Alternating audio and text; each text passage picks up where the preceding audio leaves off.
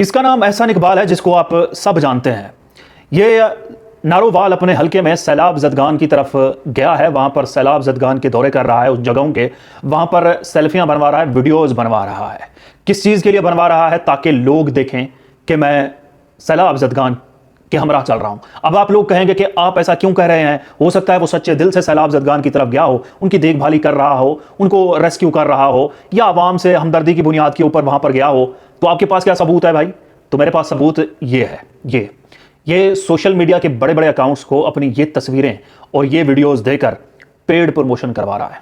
जो पैसे इस वक्त सैलाब ज़दगान में तकसीम होने चाहिए, जो पाकिस्तान की इस डूबी हुई आवाम के ऊपर खर्च होने चाहिए, वो ये बंदा इन अकाउंट्स को देकर पेड प्रमोशन करवा रहा है अपने चेहरे की, कि मैं सैलाब ज़दगान में मौजूद हूँ।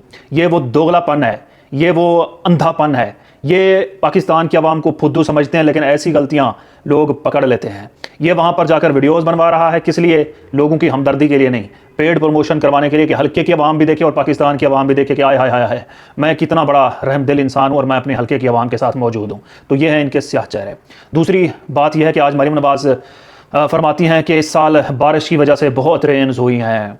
बिल्कुल ऐसी बात है। मुझे दर्द की वजह से पेन हो रही है, मुझे लव की वजह से मोहब्बत हो गई है।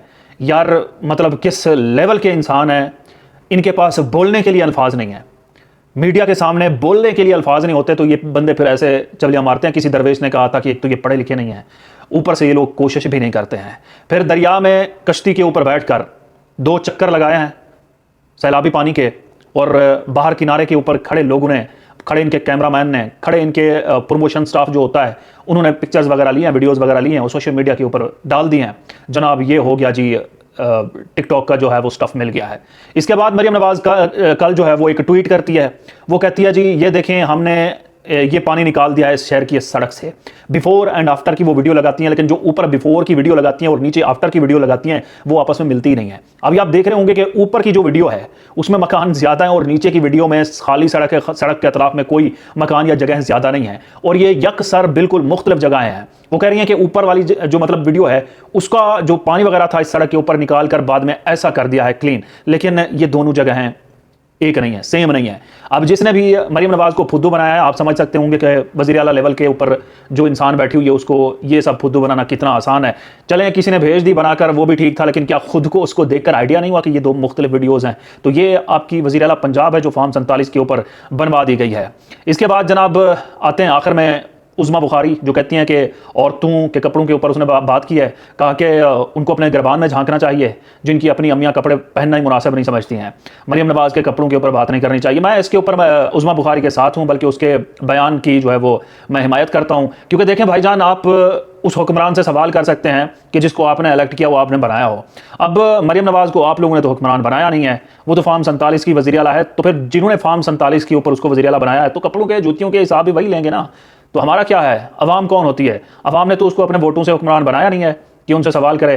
तो जिन्होंने फॉर्म 47 पे उसको वज़ीर आला बनाया, सवाल भी वही करते होंगे, जूतियों के सवाल भी वही करते होंगे, कपड़ों के सवाल भी वही करते होंगे। तो कल एक मरीम नवाज़ ने एक और बयान भी दिया कि अब हमें बतौर पार्टी, बतौर सियासी पार्टियां, अब हमें बड़े फैसले करने होंगे। अब वो बड़े फैसलों से क्या मुराद हो सकता है? उसे ये हो सकता है क्योंकि एक्सटेंशन का नोटिफिकेशन निकालना है, तो हो सकता है इसके ऊपर वो इमरान खान की जान भी मांग रहे हूँ कि अब हम आपको एक्सटेंशन का नोटिफिकेशन तब भी जारी करेंगे कि जब आप हमारे सरों के ऊपर बैठा इमरान खान जो है, आप उसका खात्मा करेंगे या उसको किधर एक साइड लगाएंगे। क्योंकि जेल में बैठा वो खामोश, जिसकी ना तस्वीर आती है ना आवाज़ आती है, वो तकरीबन 2 साल से जेल में है, वो फिर भी इनके लिए डरावना ख्वाब बना हुआ है। तो हो सकता है ये बड़े फैसले वहाँ हूँ, अल्लाह ताला खैर करे इमरान खान की तरफ। तो ये लोग हैं जो सैलाब में अपनी प्रमोशन करवाना नहीं भूलते हैं। लोग इस वक्त मर रहे हैं, और याद रखें पिछले 20-30 साल से हर बार सैलाब आता है। पाकिस्तान में सैलाब रोकने के लिए कोई काम नहीं किया जाता, किसी हुकूमत ने काम नहीं किया है।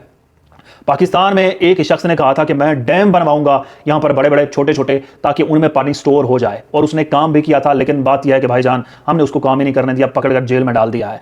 तो अब वो सैलाब आएंगे, पहले की तरह आते रहेंगे, यूं ही घर डूबते रहेंगे, लोगों के सामान, लोगों की कीमती अशिया वो पानी की नज़र होती रहेंगी, और हम डैम नहीं बनाएंगे। पिछले 30 साल से मुसलसल गर्मियों में सैलाब आता है, लोग मरते हैं, लोगों के घर गिरते हैं।